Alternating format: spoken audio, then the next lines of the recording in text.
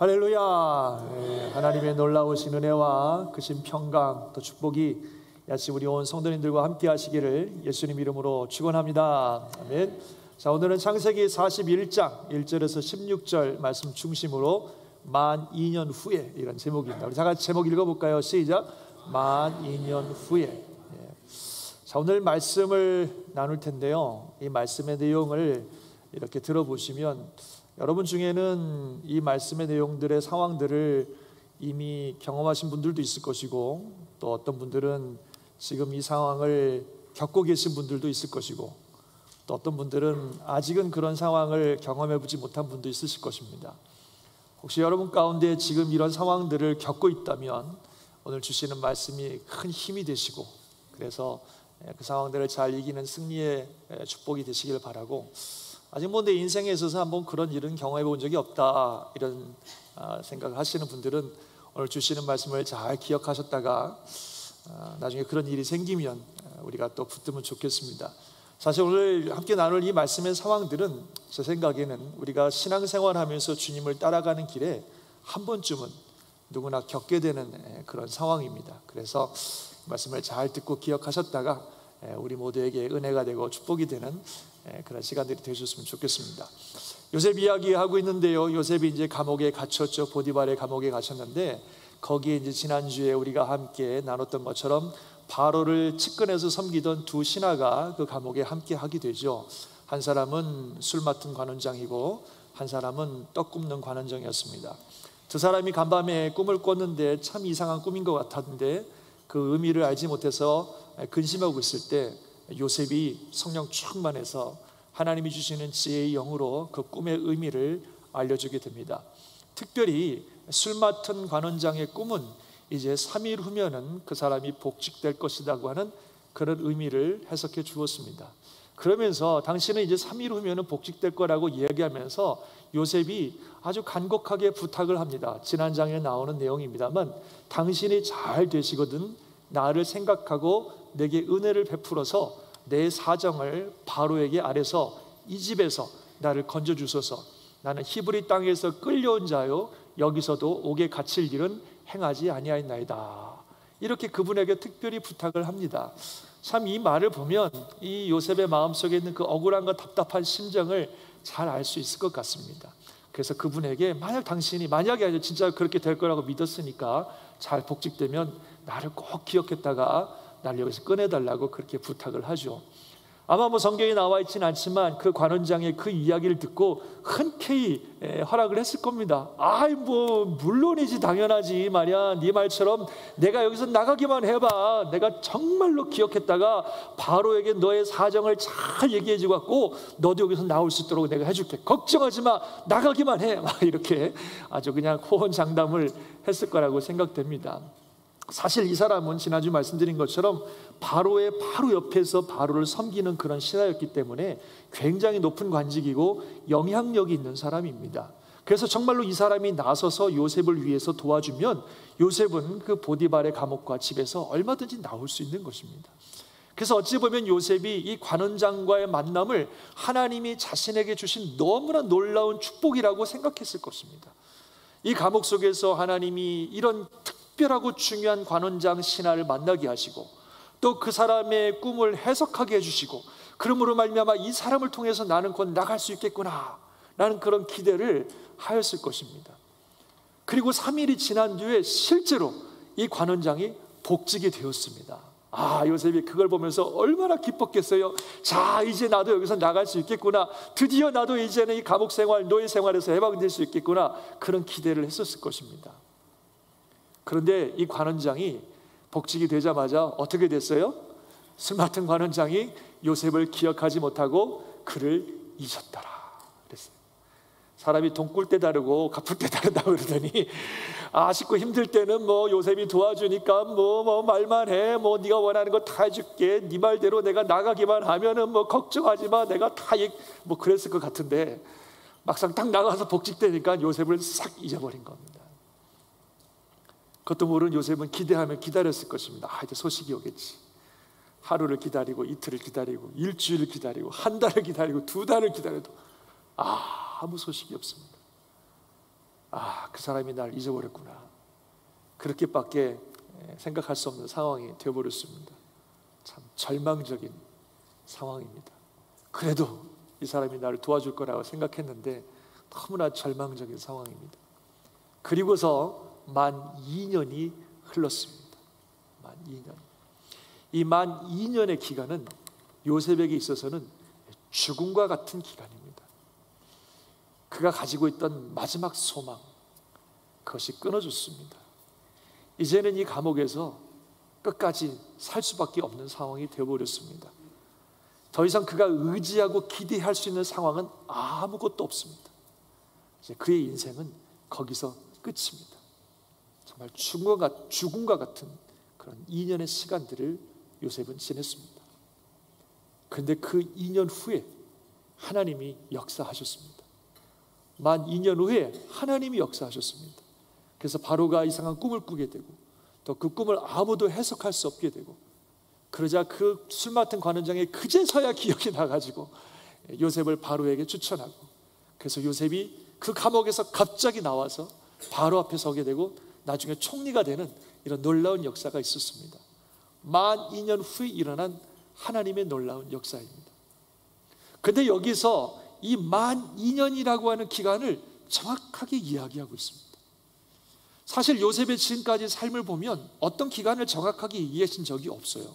그가 17살 때 노예로 팔려갔다는 건 아는데 그대로 몇 년 동안 노예 생활을 했는지, 몇 년 동안 감옥 생활을 했는지 그걸 구체적으로 기록하지 않습니다. 왕의 신하들이 감옥 생활을 했다고 할 때도 여러 날을 지냈다 이렇게 얘기하지 얼마 이렇게 정확하게 기록하지 않는데, 이번에는 참 의미 있게 2년이라고 정확하게 이야기하고 있어요. 만 2년 후에. 그것은 하나님께서 계획하신 기간이 2년이라는 사실을 강조하고 있는 것 같아요. 그래서 하나님이 계획하신 그 2년의 기간이 다 지났을 때, 그 2년이 다 찼을 때, 영어로 보니까 after 2 whole years, 그 2년이 다 지났을 때, 단 하루도 남김없이 하나님이 계획하신 2년이란 시간이 완전히 꽉 다 찼을 때, 다 지났을 때 하나님께서 역사하셔서, 그래서 요셉을 그 죽음과 같은 그의 인생 속에서 그를 끄집어내 주셔서 놀라운 부활의 영광들을 허락하셨다고 하는 것입니다. 만 2년 후에. 그럼 우리는 여기서 질문을 하게 되는 겁니다. 어차피 술 맡은 관원을 통해서 일하실 것이면 그냥 복직되자마자 빨리 하시지, 왜 만 2년을 기다리시냐 이거죠. 어차피 그 사람을 통해서 일하실 것이고 어차피 요셉을 꺼내주실 것인데, 그럼 복직되자마자 바로 하면 좋잖아요. 바로의 꿈을 꾸고 바로 하면 좋은데 왜 이 만 2년의 기간을 기다리시냐. 그 기간 동안 요셉은 완전히 절망과 그의 인생의 죽음과 같은 그런 시간들을 보냈는데 왜 이 만 2년의 기간을 하나님이 기다리셨다가 그 2년이 다 찼을 때 비로소 역사하시는가 하는 것입니다. 사실 성경에 보면 하나님께서 이렇게 하시는 경우들을 종종 보게 됩니다. 예를 들면 하나님께서 모세를 부르셨는데 광야에서 40년이 지난 후에 부르셨습니다. 이전에 모세는 애굽의 왕자로서 권세도 있었고 공부도 많이 해서 어떤 능력도 있었고 뭔가 하려는 의지도 있었습니다. 근데 그때 하나님은 모세를 부르지 않으셨습니다. 오히려 이 모세는 자기가 가진 권세와 능력을 가지고 함부로 행하다가 큰 범죄를 저질러서 광야로 도망가 버렸어요. 그래서 광야에서 40년을 지내면서 목동으로 지내면서 그는 그냥 자기가 가지고 있던 자기의 권세, 자기의 능력, 자기의 자랑, 자기의 의 다 꺾여버렸어요. 정말 밑바닥 같은 인생 살면서 이제 나는 아무것도 할 수 없는 존재고 나는 아무것도 할 수 없는 무능한 존재라고 스스로 그렇게 여기고 있었단 말이죠. 근데 바로 그때 하나님이 부르시는 거예요. 그 40년 후에. 이왕 부르실 거면은 좀 모세가 능력도 있고 좀 하려는 의지도 있고 뭔가 좀 그런 열정이 불탈 때 하나님 부르시지 않고 40년을 다 지낸 후 완전히 모세가 이제는 나는 nothing, 아무것도 못하는 완전한 죽은 것 같은 그런 삶을 살고 있을 때 하나님이 그를 부르셨다는 거예요. 신약에도 나사로 사건을 보면 그렇습니다. 여러분 잘 아시는 것처럼 예수님께서 죽은 지 4일 되는 나사로를 살리셨습니다. 어차피 살릴 거면 좀 빨리 살려주시지, 왜 4일이나 지나서야 그제서야 나타나셔서 그제서야 나사로를 살리시냐 이거예요. 그 나사로가 죽은 지 4일 동안의 그 기간 동안 그 나사로의 가족들에게는 진짜 죽음과 같은 시간입니다. 사실 학자들의 이야기를 읽어보면 이런 게 있어요. 당시에 전에 한번 말씀드렸던 것 같은데, 이 이스라엘 사람들에게는 일종의 민간 신앙이 하나 있는데, 그게 뭐냐면 사람이 죽으면 그 몸에서 혼이 떠나는데, 이 혼이 바로 그냥 어디로 가버리는 것이 아니라 이 혼이 이 죽은 시신 주위에 3일 동안 맴돈다는 거예요. 그러다가 어떤 경우에는 다시 돌아오기도 한다는 거예요. 그리고 어떤 능력 있는 사람은 이 주변에 맴도는 이 혼을 돌아오게 할 수도 있다는 거예요. 그러니까 이 3일 동안은 신락 같은 희망이 남아있는 거예요.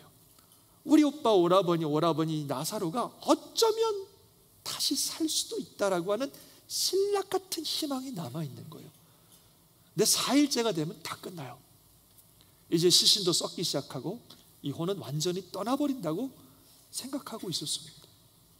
예수님이 4일째, 정말 그들이 가지고 있던 그 신락 같은 희망마저 다 사라지고 완전히 나사로는 끝장났다, 이제는 더 이상 끝장났다 라고 그 죽음을 경험하고 있을 그때에 예수님이 오셔서 나사로를 살리셨습니다.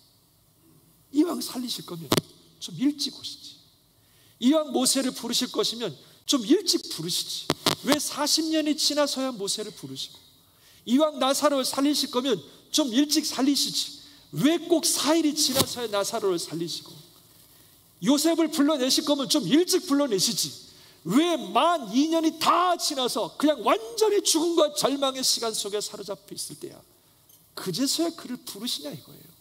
왜 하나님이 이렇게 하시겠습니까? 그것은 우리가 모든 것이 하나님의 전적인 은혜라는 사실을 알게 하기 위해서 하나님께서 그렇게 하시는 줄 믿으시기 바랍니다. 우리 삶의 승리, 우리 삶의 성공, 우리 삶의 축복, 이 모든 것이 전적으로 하나님의 은혜라는 사실을 우리가 기억하고, 그래서 언제나 하나님을 의지하고 끝까지 하나님의 뜻을 따라가는 하나님의 사람으로 살게 하기 위해서 하나님께서 그렇게 하신다는 것입니다. 그리고 그게 우리에게 진정한 복이 되는 줄 믿습니다. 요셉의 경우가 그래요. 이제 요셉은 곧 애굽의 총리가 됩니다. 방해가 많네요. 애굽의 총리가 된다는 사실은 가장 높은 사람이 되는 겁니다. 당시 애굽은 최강국가였고 그 최강국가의 총리가 된다는 것은 가장 높은 자리에 올라가는 거예요. 엄청난 축복이 아닐 수 없습니다. 애굽의 총리가 된다고 하는 것은 최고의 자리로 올라가는 거예요. 어마어마한 축복이 아닐 수 없습니다. 그런데 만약에 요셉이 그 자리에 올라가서 그렇게 된 것이 자신의 능력이라고, 조금이라도 자신의 능력이라고 생각해서 교만해진다면, 그리고 그 자리에 연연하기 시작한다면 그는 끝장나는 거예요. 그는 파멸입니다. 자신뿐만 아니라 많은 사람들을 파멸에 이르게 하는 것입니다. 그는 끝까지 겸손하게 이 모든 것은 하나님이 주신 은혜요, 그래서 하나님을 철저히 의지하면서 끝까지 가야 되는 것입니다. 그래야 끝까지 그가 사명을 잘 감당할 수 있는 것이고, 그래야 그를 통해서 자신뿐만 아니라 많은 사람들이 복을 받게 하는 이 놀라운 축복의 통로가 되는 줄 믿습니다. 그래서 하나님께서는 요셉을 철저하게 훈련시키고 계시는 겁니다. 그 만 2년의 시간이 지난 동안 그래도 요셉의 마음속에 조금이라도 남아있을 그 자기의 의와 자기의 자랑을 완전히 꺾어버리시고 철저히 하나님만 의지하는 하나님의 사람으로 완성시키는 기간이 바로 그 만 2년의 기간이었습니다. 그래서 만 2년이 지난 후에 하나님이 역사하신 거예요.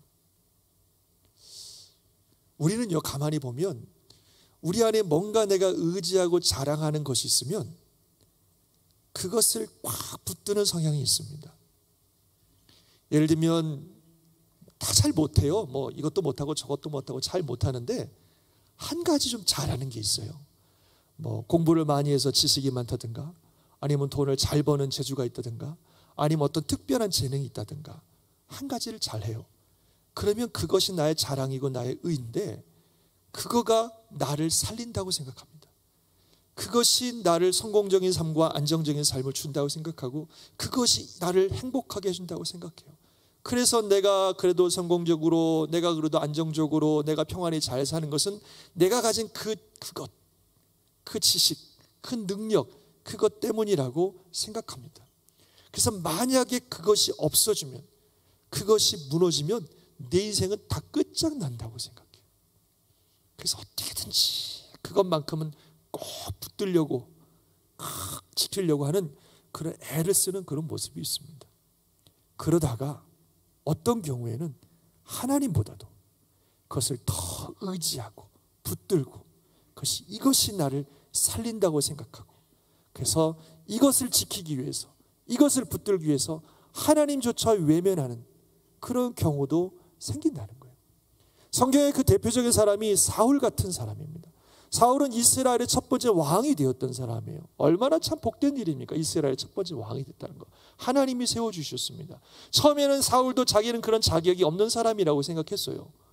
그런데 사울은 겉으로 볼 때 외모가 키도 크고 말이죠, 건장한 사람이었어요. 사람들이 처음에는 사울을 인정하지 않다가 그런 사울이 전쟁에서 승리하기 시작하자 막 사울을 좋아하기 시작했습니다. 아마도 그가 가진 그 외모와, 그 건장한 외모와 키 크고 말이죠, 이런 것들 때문에 사람이 더 좋아했던 것 같아요. 막 백성들이 사울을 너무너무 좋아하는 것입니다. 그러면서 이 사울 왕은 자기가 왕으로서의 역할을 잘 감당하는 이유는 어찌 보면 자기의 건장한 외모, 아니면 그로 말미암아 사람들이 자기를 좋아해주고 사람들이 인기와 사람들이 자신을 인정해주는 그것 때문에 나는 왕으로서 잘 이 일들을 수행한다고 생각했던 것 같아요. 어느 순간 그래서 그가 사람들의 인기와 인정에 집착하기 시작했어요. 그것만 보기 시작했어요. 왜냐하면 그것이 나를 살린다고 믿었기 때문에. 근데 어느 날 자기보다도 더 인기 좋은 사람이 나타났어요. 백성들이 나보다도 더 좋아하는 사람이 나타났어요. 그게 누구예요? 다윗. 다윗이 딱 등장하니까 백성들이 자기보다 다윗을 더 좋아하는 거예요. 더 인기가 좋아요. 그러자 이 사울이 불안해지기 시작하는 겁니다. 다윗을 시기하기 시작하고 그를 미워하고 심지어는 죽이려고까지 했습니다. 이 사울의 눈에는 백성들의 인기 외에는 아무것도 보이지 않아요. 그것만 붙들고 있으려고 합니다. 왜냐하면 그것이 자기를 살려준다고 믿었기 때문에, 그것이 무너지면 다 끝장난다고 생각했기 때문에. 다윗도 눈에 보이지 않습니다. 다윗이 어떤 사람이에요? 목숨을 걸고 나라를 구해준 사람이고, 심지어 자기 사위임에도 불구하고 다윗도 눈에 들어오지 않아요. 하나님도 눈에 들어오지 않아요. 백성들의 인기를 얻기 위해서 하나님의 말씀에 불순종하기 시작합니다. 하나님의 말씀에 불순종했다고 사무엘 선지자가 책망했을 때도 그가 컨선하는 건 오로지 백성들의 인기였어요. 백성들이 인정받는 거, 그것만 생각하고 있었어요. 하나님도 외면하고 그것만 붙잡으려고 가는 모습. 그러다 결국 하나님도 잃어버리고 모든 것들을 다 놓치고 파멸에 이르게 되었습니다. 우리가 그럴 수 있다는 겁니다. 내가 중요하게 생각하고 나의 의, 나의 자랑, 내가 붙들고 있는 이것이 나를 살려준다고 생각하고, 이것이 나를 지켜준다고 생각하고, 이것을 어찌 보면 하나님보다도 더 우선적으로 생각하는 그런 모습을 가지고 살아갈 수 있다는 것입니다. 그러나 하나님께서는 우리가 전적으로 오직 하나님만 의지하며 살기를 원하십니다. 아멘이십니까? 그래서 때로는 우리의 모든 것들을 다 내려놓아야만 되는 상황으로 우리를 인도하신다는 거예요. 이거 없으면 죽는다고 생각하는데, 그거 없으면 나는 끝장이라고 생각하는데, 그거를 내려놓아야 되는 상황. 내가 그래도 마지막으로 붙들고 어떻게든지 이것만은 지키려고 하는 그것마저도 거두어 가시는 상황. 그런 상황으로 하나님은 우리를 이끄셔서 결국 우리가 하나님만 바라보고 하나님만 의지하게 하신다는 것입니다. 왜냐하면 그렇게 살아야 우리는 끝까지 승리할 수 있고, 그렇게 살아야 하나님의 뜻을 이룰 수 있고, 그렇게 살아야 하나님의 복이 우리에게 임하시는 줄 믿습니다. 그래서 하나님은 그렇게 하시는 거예요. 요셉이 그렇습니다. 이 만 2년의 기간을 지나는 동안 그래도 조그마지만 자신의 능력과 이 신하의 도움으로 뭔가 될 수 있을 거라고 생각했는데 그것마저 아무런 소용이 없게 하셨습니다. 인간의 생각과 방법이 아무것도 통하지 않고, 자신이 가지고 있는 수단과 방법은 아무것도 통하지 않고, 내가 믿을 수 있는 사람 유일하게 마지막으로 그 신하 한 명이 남아있었는데 그 사람조차도 나에게 아무것도 아닌 것을 철저하게 2년 동안 깨달으면서 완전히 그의 인생을 죽음으로, 밑바닥으로, 아무것도 남지 않은 인생으로 만드셨습니다. 그렇지만 만 2년이 지난 후에 하나님께서 놀랍게 역사하셔서 갑자기 요셉을 그 죽음에서부터 들어 올리셔서 애굽의 바로왕 앞에 서게 하시고 총리가 되게 하심으로 그 죽음에서 부활을 경험하게 하는 놀라운 역사를 이루신 줄 믿습니다. 이게 하나님의 역사시라는 거예요. 때로는 저와 여러분의 삶에 이런 일들이 있을 수 있다는 거예요. 모든 것들이 다 거두어 가시는, 아무것도 할 수 없는 게 없는, 내가 마지막으로 의지하고 있는 그것마저도 거두어 가시는 그 죽음 같은 상황, 그런 상황을 하나님이 우리에게 허락하실 수 있습니다. 그러나 저와 여러분이 그 상황 속에서도 하나님을 신뢰하시고 하나님만 의지하시고 하나님을 믿음으로 기다리시기를 주의 이름으로 축원합니다. 그 반드시 하나님께서 죽음에서 부활의 영광으로 우리를 이끌어 주실 줄 믿으시기 바랍니다. 여기서 우리는 예수님 얘기를 제가 하지 않을 수가 없네요. 우리 예수님, 하나님의 아들, 하늘 보좌에 계신 예수님이시지만 하나님의 뜻에 따라 그 모든 것 다 포기하시고 정말 종의 모습으로 이 땅에 오셨습니다. 그 이 땅에 사시면서 하나님 말씀에 철저히 순종하셨어요. 하나님 말씀에 그 뭐 하나 예수님이 뭐 질문을 한다든지 저항한다든지 그런 건 전혀 없으셨고 전적으로 하나님 말씀에 순종하셨습니다. 그런데 마지막 순간 십자가의 죽음을 앞두고 예수님은 처음으로 하나님 앞에 일종의, 가벼운 것 같지만 일종의 저항을 하셨어요. 십자가에 죽는 게 하나님 뜻인지 알지만 그래도 하나님 아버지 할 수만 있다면 이 잔을 내게서 지나가게 하옵소서.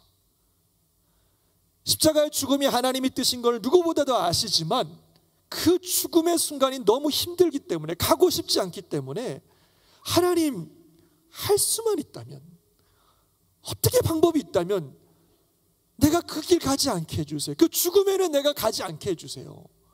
호소하셨어요. 그리고 그가 실제적으로 죽음의 순간에서 십자가에서 고통받으실 때도 하나님께 호소하셨어요. 하나님 어찌하여 나를 버리시나이까. 너무 그 죽음의 순간에 가는 게 힘들고 고통스러워서 왜 나를 버리시냐고 하나님께 호소하셨습니다.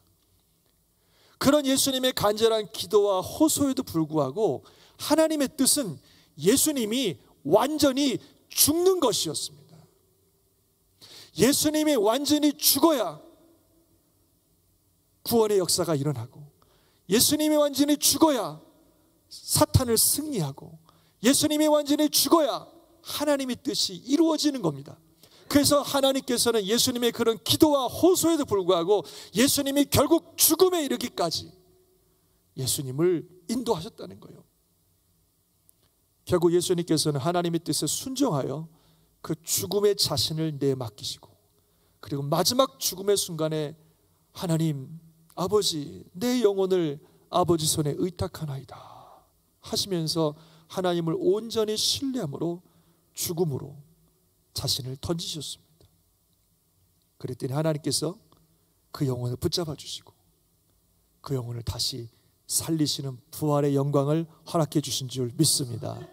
그래서 예수님의 그 죽으심과 부활로 인해 온 인류를 향한 구원의 문이 열렸고, 그 죽으심과 부활로 인해 하나님의 뜻이 완성되어졌고, 그 죽으심과 부활로 인해 예수께서는 온 인류를 구원하는 구원자가 되신 줄 믿습니다. 그것이 하나님의 뜻입니다. 요셉의 삶 속에서 하나님이 그렇게 하신 것입니다. 자기의 뜻과 방법들이 다 꺾이고 이제는 아무것도 할 수 없을 때, 만 2년이 지난 후에 하나님께서는 갑자기 요셉을 들어서 애굽의 총리가 되게 하셨습니다. 그랬을 때 요셉은 뭐라고 고백하겠어요?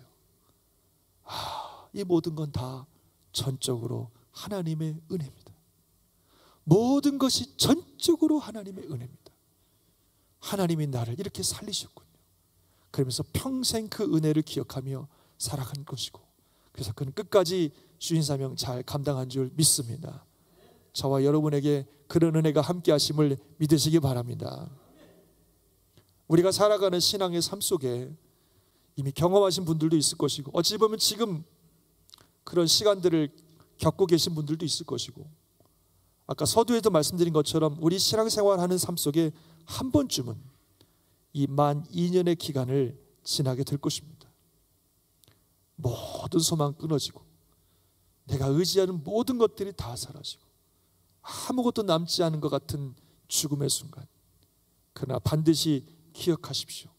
하나님께서 우리와 함께 하시고 그 죽음을 넘어서 부활의 놀라운 역사가 있다는 사실을 믿으시기를 주의 이름으로 축원합니다. 만 2년의 기간은 있지만 그러나 그 기간은 반드시 지나갑니다. 여기도 보니까 만 2년 후에 After 2 whole years, 만 2년 후에 그 죽음과 같은 절망의 순간들이 지나가고 놀라운 부활의 영광을 허락하셨노라고 증언해주고 있습니다.